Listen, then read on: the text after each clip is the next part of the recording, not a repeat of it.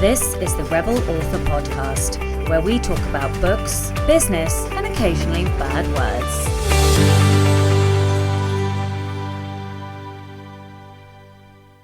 My name is Sasha Black, young adult and non-fiction author, developmental editor, writing consultant, and occasional rebel. Hello and welcome back to the Rebel Author Podcast. Today I am going to add a new segment into the intro, but first of all I want to tell you about a book I've read, listened to actually, because I listened to the audio in the last week. So the title of the book was Narrated by the Author, How to Produce an Audiobook on a Budget, and that was by Renee Connolty. This book, you guys, I listened to the audiobook in one go and then I had to go and buy the paperback. It was fantastic. It's a step-by-step guide with every single detail you could possibly want, every answer you need, every question answered, every answer answered. This book is fantastic and it will help you to create any audiobook, whether it be fiction, non-fiction. If you've been interested in in producing an audiobook, this book is for you. Okay, next up. I asked my Facebook group and a few friends what I should do for my intros. One thing that Meg Cowley said, and thank you very much, Meg, for the recommendation, was to do a listener Rebel of the Week. So that's what we're going to do.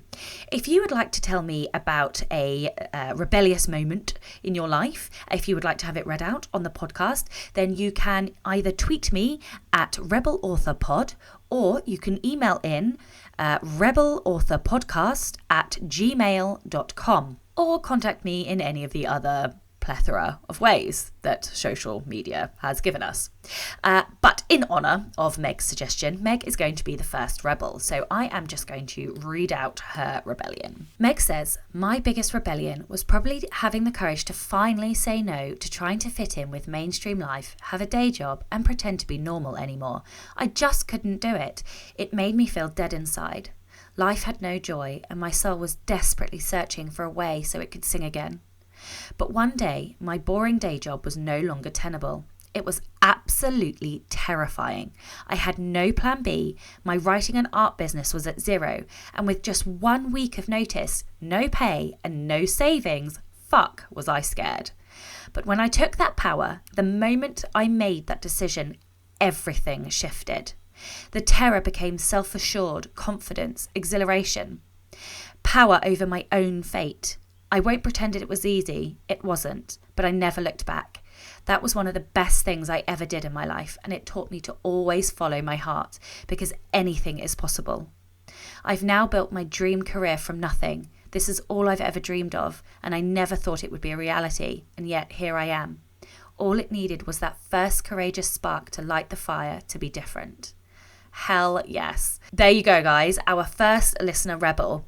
So don't forget, if you would like to be the Rebel of the Week, to message me, tweet me at rebelauthorpod, or email in rebelauthorpodcast@gmail.com. And if you'd like to connect with Meg, you can find Meg at Meg_Cowley on all of the social medias. Let's get on with the interview. Hello and welcome to the Rebel Author Podcast. I'm Sasha Black and I am here today with Dan Willcocks. Dan is an Amazon author and podcaster of dark fiction. He is one quarter of digital story studio Hawk and Cleaver, co-producer of iTunes Busting the Other Stories podcast, celebrating over 3 million downloads, as well as the host of the Great Writers Share podcast. Welcome. Hello, how are you? I'm good, thank you. So just a little point here. Dan just said to me before we came on the air, although we're not live, but you know, this is the air, that he wasn't technical. Dude, you have 3 million downloads. Like, what? Yeah, but I mean, you can be technical. Well, you can get that amount of downloads without having to be technical. We've managed to outsource a lot of the stuff that requires a technicality to other people, because I'm fairly technically minded, but not enough that I want to kind of get into the nitty-gritty of all the audio editing and everything else. I'm still learning. Yeah, nothing you say is going to change the fact you have 3 million downloads, and I'm wildly impressed and just will believe that you're technical anyway. Well, thank you very much. So let's go straight to the questions. And can you tell me a little bit about your writing journey and where you came from? Because obviously you're full-time now, but you weren't always. So how did you go from the concept of writing a book to being a full-time author? Okay, so a whistle-stop tour through how I approached it and what I've done with my writing. So essentially, I started writing in 2014. I'm not one of these people that spent all my life thinking I'm going to be a writer, I'm going to be an author. It was something that, it would always be nice if that happened, but it wasn't ever something I was actively trying to achieve. And then I actually ended up going full-time as a freelancer around 2013, 2014, doing a lot of editing and proofreading. And around that time, I got to a point where I was bored of editing other people's work and wanted to actually be the person creating the work. So I set about writing my first novella. It took a lot longer than it should have. It took a lot more edits than it should have. Released that in October of 2015. And it somehow got to the #1 spot on the short horror stories charts for over the Halloween period. So obviously for a horror author, that's kind of a fantastic thing to happen. Fast forward a little bit, I met some guys online just doing a bit of networking, trying to meet other writers, and met Ben Errington, Luke Condor, and Matt Butcher, who are the other 3 guys from Hawk and Cleaver. We joined together, made the Hawk and Cleaver digital story studio, and around the April of 2016 released the Other Stories podcast, which is 20-minute short fiction released every Monday. Every 4 weeks we change the theme. It's all horror, sci-fi, thriller themes, so it's very, very dark.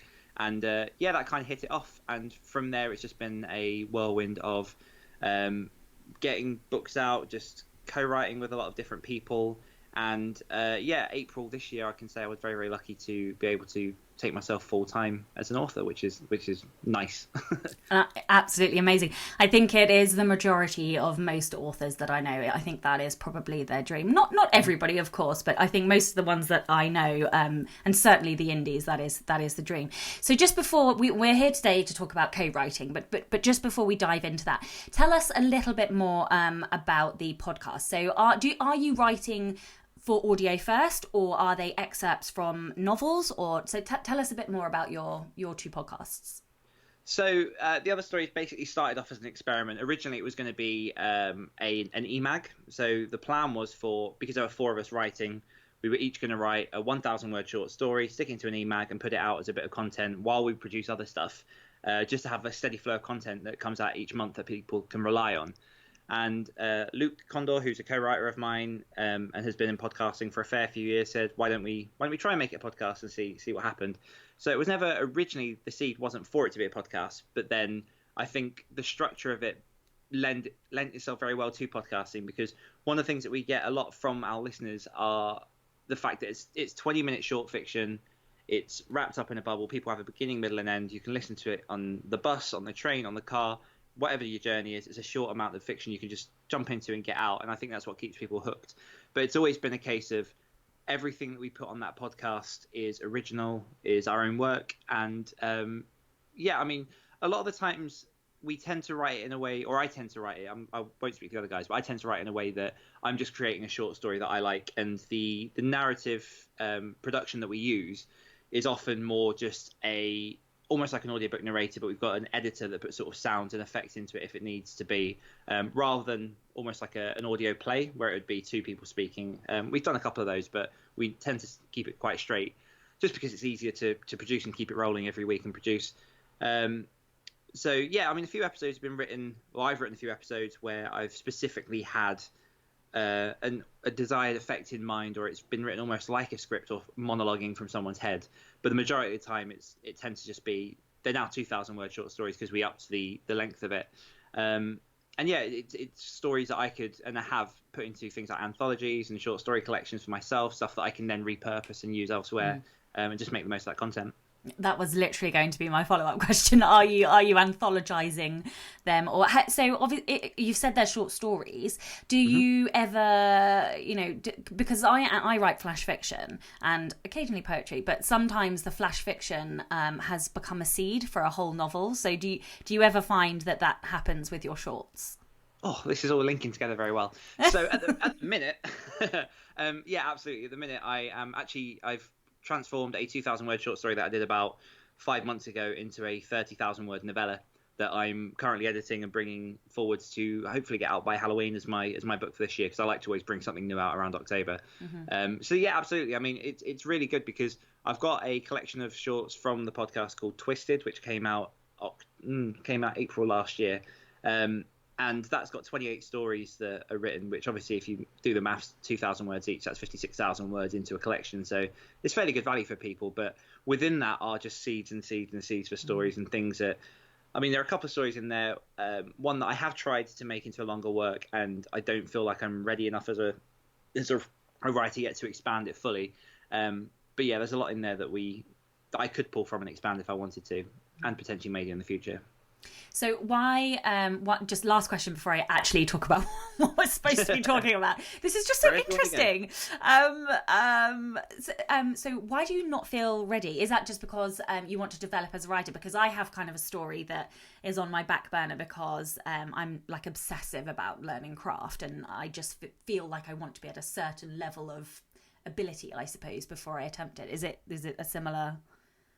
Yeah, I think so. So the story itself is based on an oil rig out in the oceans of Nova Scotia, and I think it's primarily just because I haven't had the time to sit down and properly research life on an oil rig. So I got about 20,000 words into the story, and then I may be wrong, I may be a bit self-critical about it, but in reading it back, I went, I'm not feeling the authenticity of being on that oil rig, and I think that I've reached out to some people. I've got a few people that do work on oil rigs that I'm going to be speaking to and getting out there. But yeah, I feel like I just need to adjust it, look at it from a slightly different lens, and then sort of just make it a bit more of a comprehensive narrative. Amazing. So is that book that you mentioned about Halloween on pre-order yet? Can everybody get it, or not yet? I am in the second edits, going through the book at the minute. I've never personally gone through the pre-order process, so it may be something that I experiment with and give a go. I may put it up for pre-order, but otherwise, I can tell the title. The book's going to be called The Mark of the Damned. Okay. And yeah, it'll be out around October. I'm guarantee it. Okay, well, so everybody go and follow Dan on Amazon, because then you'll get an alert when his book comes out. Okay, moving on to what we're supposed to talk about. Co-writing. So you co-write loads of books, and it's something that I know lots of people who want to write fast, publish fast do, but also people who just want to, work with somebody else, because this can be a lonely business. So can you tell me a little bit about what co-writing looks like for you? What does it entail? What's the process like? So if I narrow it down, I think looking at it, I've approached it through three different ways. So I've had sort of three different setups when it comes to co-writing. The first one I did was with Luke Condor from Hawk and Cleaver, and our plan for that was basically, the model that we based it around was we wanted to write more books. Try that again. Write books faster. And the best way to do that we could work out was team up together. And we'd read each other's books, and we thought our writing styles are quite similar. We get on very well anyway. So we thought we'd give it a go. So the plan was, and what we eventually delivered, was writing two books at once, where we storyboard both the individual stories. One of us will take the lead on a particular book, write the first draft each, and then once we both finish, we can swap over, each do a second draft, swap over, and go on until we're happy. Which worked fantastically. We had two books come out of that, which one was The Rot, which is in our They Rot apocalyptic series, and another was Lazarus, which came out. The only hiccups we hit with that were we expected the books to be around the same length, and we write at fairly similar speed, so we thought we'd hit it and be able to stop at the same time and swap over. But one book ended up being 55,000 words, and the other ended up being 100,000 words. So there was a little bit of a couple of issues in the timing there, but we just sort of waited, swapped it over. Who wrote long? That was me. But it was one of those where I felt like the story needed it, and maybe in hindsight I probably could have cut a bit from it, but it was our first soiree into collaborating.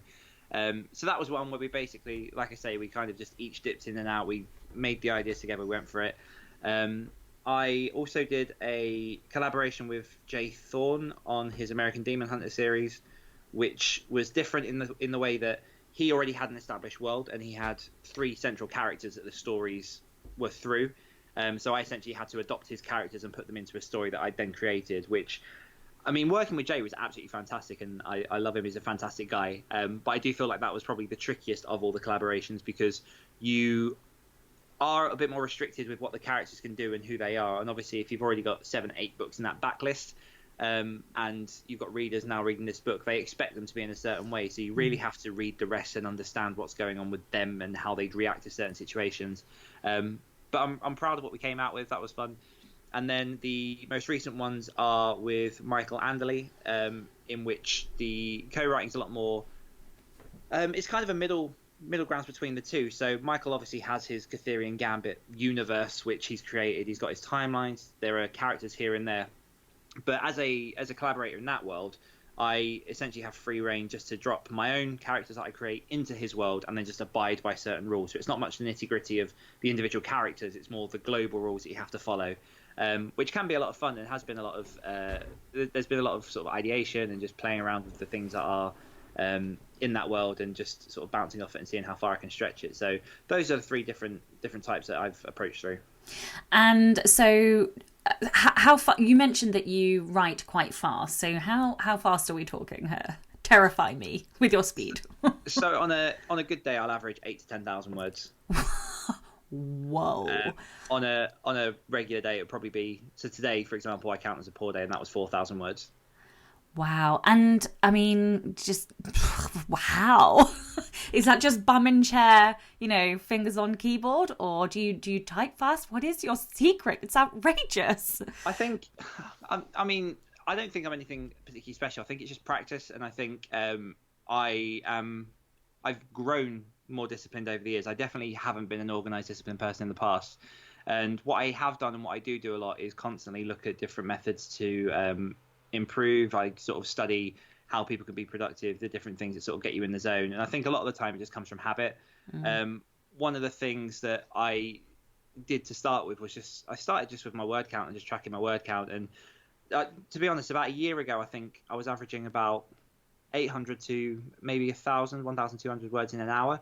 And then now I'm more around sort of 1,500 to 2,500.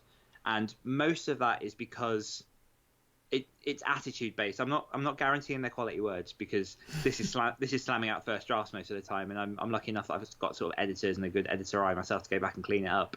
But for me, the thing that I found is the faster I can write, the more I stop the hesitations, and the more flow actually finds its way into the writing. So I will look back and actually be like, okay, I'm quite happy with this, because I think the worst thing that any writer can do is stop for a significant amount of time and then have to go back and visit a story, because that just breaks your flow, it breaks your thoughts, and it's just tricky to get back into it. But yeah, I mean, for me, it's just practice, and I know what I'm capable of now, so I then try to hold myself accountable to that standard a lot. So, and I'm guessing you must plot then in order to write that fast, or do you write into the dark? You're a pantser or whatever they call it. I'm a bit of both. I'll do initial planning and research into what I want the story to achieve, and then I kind of have a bit of here's what I want to happen in Act 1, Act 2, Act 3, a couple of key points that are the big points, and then I do a fair bit of discovery writing. So I know who my main characters are I want to introduce. I know the conflicts I want to achieve and hit, and then a lot of the time, the path that I envision taking to that will just veer off, and I'll get there eventually, but via a different road. But I think, again, when you sort of write fast, you're writing with your imagination, and you're sort of on a parallel with yourself. So, yeah, I'd like to be more of a plotter, but I'm just not. Yeah. I plot, and then I just don't look at it and don't write anything like the plot. So, That's the thing as well. There's nothing wrong with that, because obviously in creating that initial bit of plot, you're already seeing the ideas in your head for what you will then unconsciously do as you're writing through it, and different things will start to pan out, and you'll be like, okay, discard that just without knowing, and then bring this in. And yeah, I think getting a healthy balance. I don't think there's a right way. It's just how I do. No, that's absolutely true. And I think it takes people a few books before they really know how they write anyway. And, experimenting, I don't really help myself because I don't write chronologically either. So not only do I not follow my plot, I also don't write in order. It is a nightmare. Where I would struggle. I'm definitely a linear point A to point B. Let's go. Yeah, I wish I could do that. I write the things that come into my brain and they are never in the correct order. It's a pain. Anyway, so co-writing is fascinating to me, but obviously we are talking about intellectual property rights, and that means there's copyright issues, there's legal issues, there's royalties to be paid. So normally as an indie author, you have full control of all of those things. The books get sold, the money comes into your bank, but not so much if you are a co-author and you are not the publisher. So how does that work? Tell me more about that.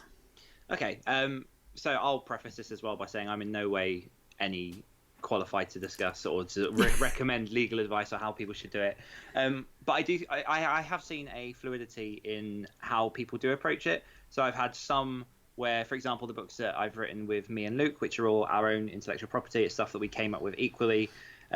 We have a gentleman's agreement that we will eventually put paperwork down, which, probably not the best way, but I'll be completely transparent. Me and Luke we're really close friends, so we definitely have discussed putting it down on paper. It's just getting around to actually making that happen. But for us, it's just a case of 45% goes to me, 45% goes to Luke, and then 10% goes back to Hawk and Cleaver as a story studio that's published the book itself.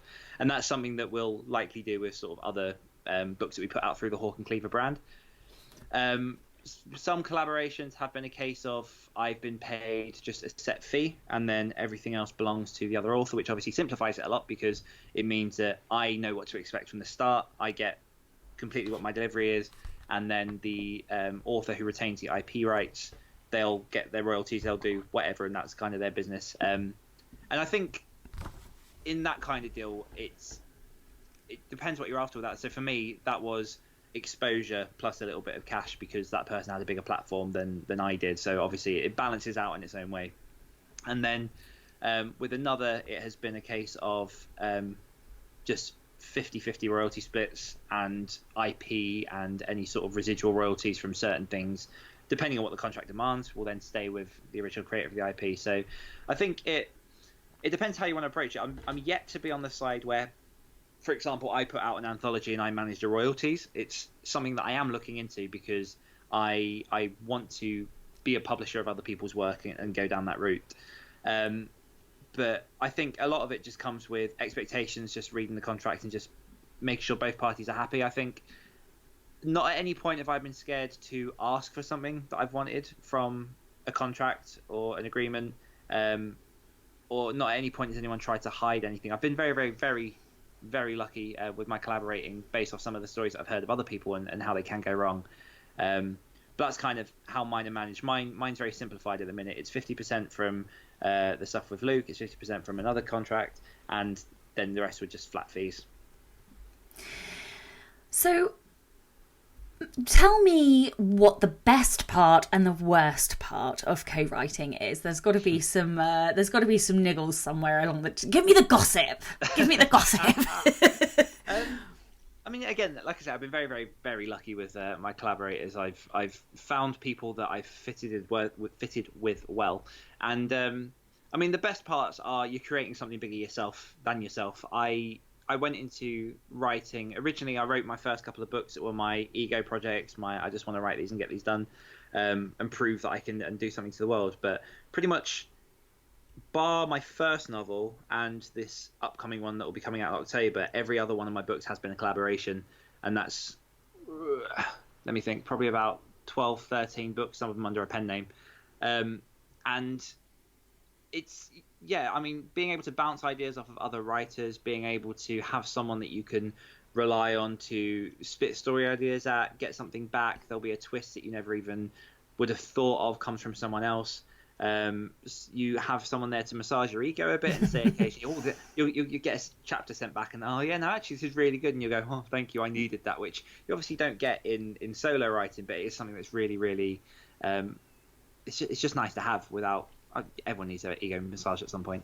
And yeah, and I think it's primarily the story ideas, primarily the communication, the networking, the chance to share other people's platforms and for them to share yours, are all the good sides. In terms of the negatives, the only ones I've kind of encountered really come down to who you choose to collaborate with and what your expectations are.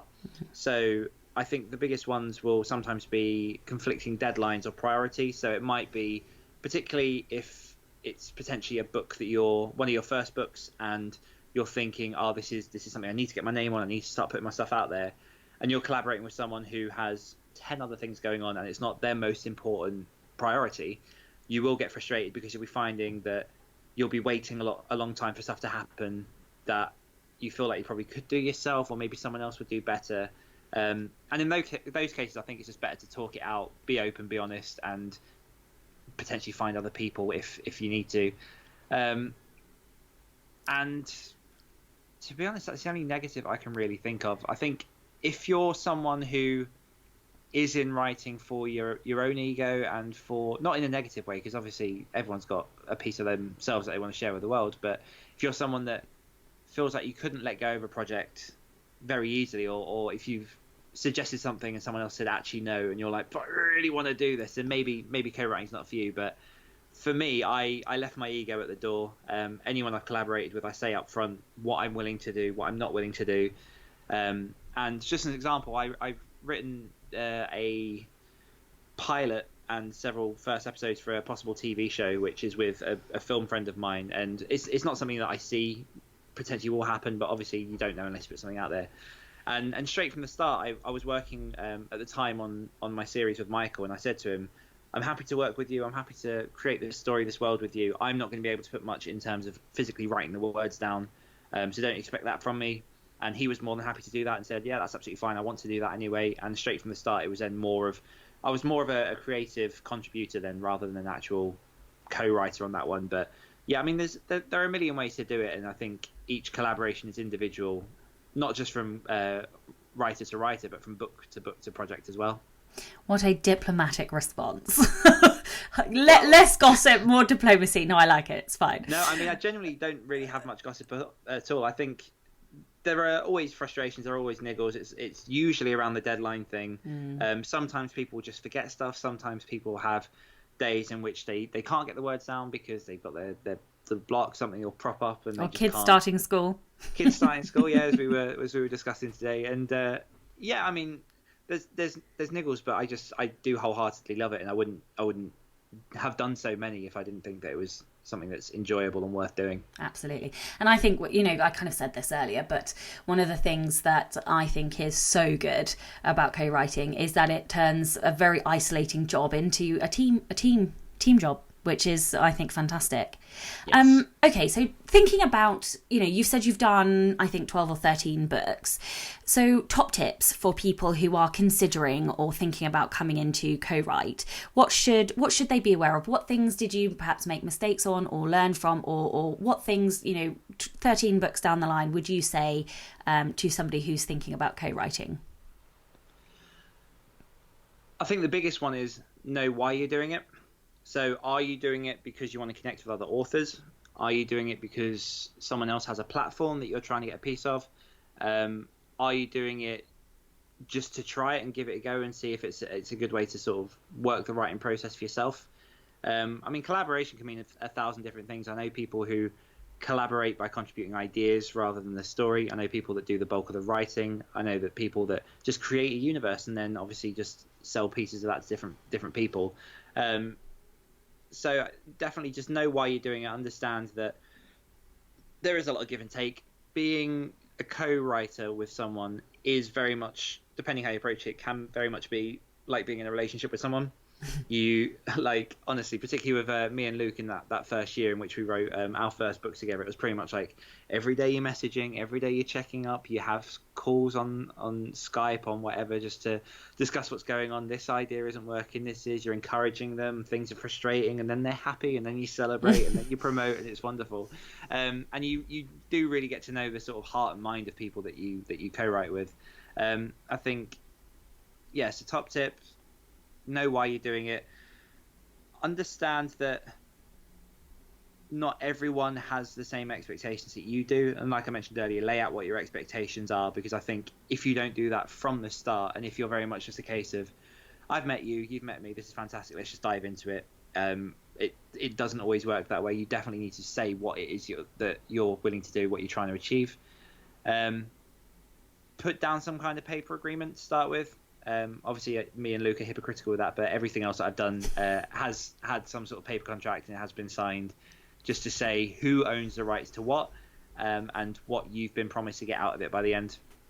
I think something else that's probably worth looking at is beyond the writing itself. If you're going indie, look at the marketing beyond and what you both can contribute to that, because if you're trying to make a book that's successful, it goes beyond the writing. It goes to your platforms. It goes to who's going to take control of the promotion, whose dashboard is it going to sit on. Someone has to take the lead at some point, because otherwise it's just not going to be published. And just trying to think of anything else. I think those are sort of the key ones. It's mostly why more than anything else. Why is it you want to co-write? I think that's it. I think that's probably a question that most writers ought to ask themselves when they're, looking at this as a business, because that's the driver behind whether you want to be traditionally published or indie published, or, whether you want to write to market even, or continue sticking, with your genre if it's perhaps more niche and harder to sell to. Exactly. So, yeah. Sorry, go on. I was going to say, I never started out writing wanting to co-write. I never didn't want to co-write. It was just nothing that I considered. And then I got very, very lucky falling. I'm going to keep saying that because I'm very, very thankful for sort of the path that I've been on. But I got very lucky to get to know Luke and get to a point where we both were in a position where we wanted to co-write. And it just so happened to be that we worked well together. I think if I had started with someone else, it might have gone a completely different direction, and I'd potentially be writing solo today. But I think it's coming back to the relationship analogy. The more you look for your other half, the harder they are to find. I think there's no easy way to find a collaborator, and I feel like it's something you can't force. You have to be on the same page. I don't believe in luck, by the way. Behind that luck was a lot of hard work, sweat, tears, and writing related tantrums. So to be fair, yeah. Yeah, exactly. Any tools or software that you particularly use that writers might find useful with their co-writing? Google Docs, without a doubt, is infinitely amazing. Just for the cloud sharing abilities and the fact that you can both be in a document, you can both be looking at it over talks, you can add your comments, it tracks changes, everything. So I know that Google isn't the only person that does it, but I know there's a Microsoft, so I can't remember what the word, I think it's just Word Online or something, isn't it? Yes. I have no idea. There's a Microsoft equivalent. But yeah, Google Docs is fantastic. Google Sheets as well, we use a lot for planning the other story stuff and just checking all the boxes and making sure we're all up to date with who needs to do what with production. And then for me, I keep it simple. I just use Scrivener. So I'll create and write new words in Scrivener. And when me and Luke first started writing, we were both on the same versions of Scrivener. I don't think we are anymore because it's not syncing anymore. But we used to just be able to, one of us would close the document, the other one would open it, and we'd have everything where we need it to be. Whereas now what I'll do is I'll write anything raw and fresh in Scrivener and then just copy the entire chunk when it's finished over into Google Docs for whoever needs to see it to dive in and have a look. And that's mostly it. Slack is fantastic for just communicating with people if you've got a lot of people you're trying to communicate with.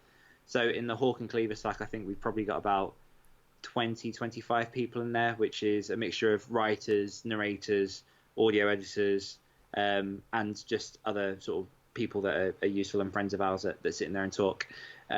So finding a way to communicate with people is nice, and away from Facebook, because Facebook's so distracting. Oh my god, seriously. And yeah, they're the main ones I use, to be honest. It's that simple. Well, I think that's a brilliant tip. Also, everybody just turn off Facebook or use, like Freedom software or so. I think I use Self-Control because I literally get nothing done. Same. Yeah, I know. I'm like, oh, I must go and, post in my Facebook group. And then I'm like, fuck, it's an hour later. What happened to the last hour? I'm becoming more and more conscious of it, that I know that I'll be going there for a specific purpose, to send a message to someone or just to check something, and then 5 minutes later I feel myself having missed time and sitting there going, what did I come to do? Yeah. That is pretty disciplined, though. I now just have to, I'm trying to implement a new schedule where I do not go on social media until after 12 o'clock. So I do kind of deep work in the morning. Yeah. I did once research. Well, I say research. So they had a product come out that was called the Free Write Traveler, which is the little keyboard with a tiny screen. Yeah. So it's portable. There's no internet. It's a word system. But the minute I saw the price tag, I was like, nah, fuck that, because it was £450, and I was like, I could just smash out the Wi-Fi chip of my laptop. Bit aggressive, You could buy like a £200 laptop and just like break the part that lets you communicate with everyone else, and then you'd have the same system. But yeah, it's funny. I was interviewing Dean Wesley Smith for the Alliance conference the other day, and he was telling me that he actually purposefully brought another computer and just got rid of the internet on it, and there's no other programs other than his writing software. That is it. And I was like, yeah, I should probably do that. No, it makes sense. I mean, separating, because that's the problem, is everything's so connected on that one machine. And it's the same with your phone. I've done it before where I've cleaned my phone from stuff and then suddenly been like, actually, I need to access my bank, I need to do this, I need to do that. But if you have a separate something for creation, then your mind will automatically connect that with creation.